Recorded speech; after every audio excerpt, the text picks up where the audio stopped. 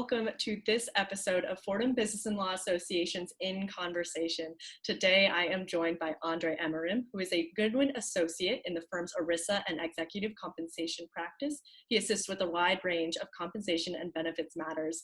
Mr. Amorim advises both public and private companies on tax and securities law issues in connection with mergers and acquisitions. Welcome, Andre. Hi, how are you? Andre, it is so good to see you again. We've met before. Can you just talk a little bit about where you went to law school? Sure. Well, I went to Fordham. I graduated in what seems like a really long time, but it was only 4 years ago, back in 2016. So, Andre, tell me a little bit about any of the classes that you got to choose to take, and if there are any classes that have been particularly helpful in your current practice, or any classes that you wish you could have taken but maybe didn't. Yeah, so I think I'm going to include in classes the clinic because I don't think that that's something that a lot of people really think about until maybe their like last semester or so, or penultimate semester. I think that that was by far the most valuable experience that I had, not only because it's a little bit more practical, but because you get to actually, learn with your peers. You have a professor there to guide you, but you do the work and you get to see what it's like to lawyer. And I think that that is invaluable. So any kind of experience like that is the way to go, I think. Yeah, most definitely. Were there any other types of, besides the clinic, were you involved in other student groups or activities that you found particularly useful? Yeah, so I was actually the social chair for the Fordham Outlaws. And so I think that that was great, mostly because it was not quite as academic. It was more, just an affinity group. And I think that that was incredibly helpful, not only for networking, but just to make, law school feel a little less challenging at times. It was a great way to meet friends and to just talk about how everything else is going. And that sort of gave me a little bit more of a level-headed experience than I would have otherwise had. Most definitely. So moving ahead out of Fordham Law School and into your current career, you started at EY. Tell me a little bit about how you went from Fordham Law to EY and what factored into that decision. Sure. So when I was originally even applying to law schools, I was actually almost of the mindset of, I don't know that I really want to practice law, but this seems kind of interesting. And there's a lot of other things that I really like about it. And so that was actually what drew me into even applying at a Big Four. And so when I started working there, it was great. I mean, it was challenging. It was relevant to what I wanted to do. And then ultimately, I decided that I wanted a little bit of a different experience and I wanted to give actually practicing a little bit of a shot. And so I started looking elsewhere. But originally, I looked at EY because I wasn't super necessarily drawn into practicing, and I wanted to still apply what I learned and feel like what I was doing was relevant from what I had as an experience in law school.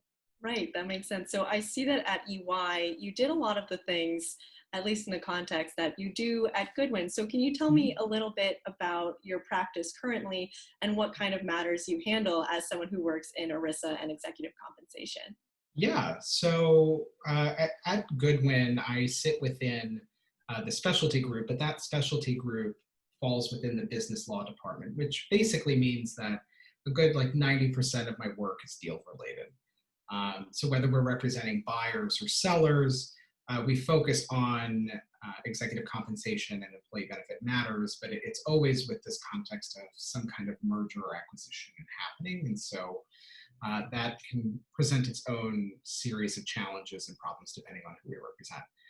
Aside from that, we often also assist in negotiating employment agreements. Sometimes we'll draft up new equity plans or new compensation plans based off of a different business need that the client might have. But that is a little bit less frequent just because you don't negotiate an employment agreement every week by any means. You talked a little bit earlier about how you weren't sure you wanted to practice when Mhm. you first were applying to law school. So I just would like to ask, when Mhm. it comes to things like executive compensation, ERISA, getting into those more niche aspects Mhm. of this mergers and acquisitions world that seems so big, how Yeah. did you kind of decide on that area and what drew you specifically to it?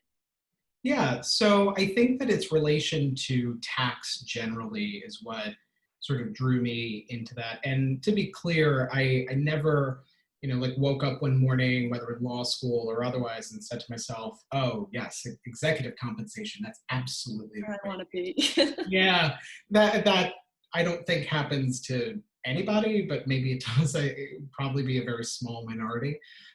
What really drew me into it was just tax. I found that field in general quite fascinating, mostly because it's applicable to just about everybody. So Right. that made it a little bit more tangible. And as I uh, got more experience and eventually started working at EY, I realized, oh, this is interesting. I do like this. There's some aspects of it that I like. Others maybe not so much, but on the whole, I find it really interesting. And so it wasn't so much of a push as it was a little bit of a pull and discover. Interesting. Yeah, there's only two things guaranteed in this life: taxes and dying, right? Exactly. Andre, if you could provide any type of insight and or advice to people like me who are in law school, people who are thinking about law school, or even just people who might not have an idea of whether they want to practice or where they want to practice or what they want to do you have any advice or insight for people like us? Yeah. So I think that the advice is probably going to sound a little repetitive from what you may have heard from other people, but it's really experience that I think matters the most. So when we're talking about what courses you might be interested in taking, I would strongly recommend, if not a clinic, then as many writing courses as makes sense. And I say that because while it's always helpful to have a little bit more practical experience that you would get from a writing course, that doesn't mean that you're going to be doing that kind of writing. So I wouldn't just take it for its own sake.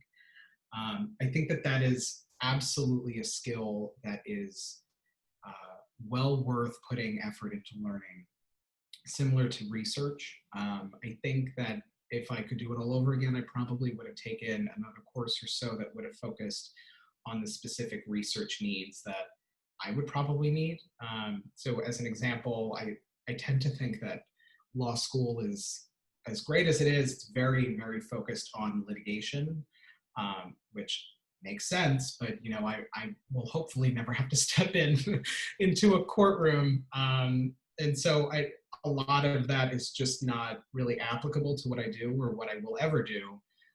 And so having the research skills, the writing skills that apply to folks that practice in a transactional space makes a little bit more sense. And so having some kind of tailored guidance of what courses you want to take as opposed to any writing course, any research course, that might not be as helpful. Just to think a little bit more about what kind of practice you might want to do. But I don't think that anyone has to be as specific as like, yes, exec comp. That's absolutely. Yes, it's a I risk think or that, die for me. right, right. I think that there's a lot of gray. And so as long as you keep that in mind, you don't want to be, at the 10,000-foot level all the time, but realize that you're in law school, you probably have no idea what practicing is going to be like. So you can't really know. I don't see the point of pigeonholing yourself. Right, exactly. And now to be a little bit more specific, since we Yeah. just started a new school year and there are a lot of new students who are joining the law school community, do you have any advice for young 1Ls who are taking the dive into this incredible, exciting, stressful experience that is law school? Yeah. So, I mean, it's going to be hard to give advice that isn't general, but I think that the best that I can do is actually to try to not copy other people, especially as 1Ls. Nobody knows what anybody is doing, so copying your peers is largely a fruitless exercise. What I would do is I would say maybe If you get the opportunity to talk to a couple of 2Ls or 3Ls, I realize that that gets very difficult to do. And then maybe ask for their advice if they have the same professor. But otherwise, it really is more about how you learn, what works for you. And I think that in law school, especially 1L, it can feel so formulaic, so just rigid. This is the way that it's been done for like 100 years, and so this is the only way that it's done. That's absolutely not true. By way of example, I mean, I didn't really use outlines because I hated them, frankly.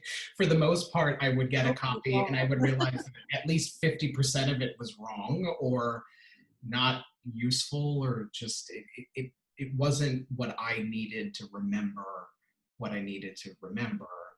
And so I didn't think that they were helpful, frankly, but I realized that they can be helpful to other people. So I think that that would be my biggest piece of advice. Don't follow what everybody else is doing just because they're doing it. Perfect. Well, Andre, thank you so much for joining us for this conversation. It's such a pleasure always to talk with you. You are one of my people that I love to talk with, love to chat with. So it was such a wonderful thing for you to come on our little show and impart some wisdom for all of us. For everyone else watching, thank you so much for joining us. Please make sure to tune in next time for FBLA in Conversation. Thank you.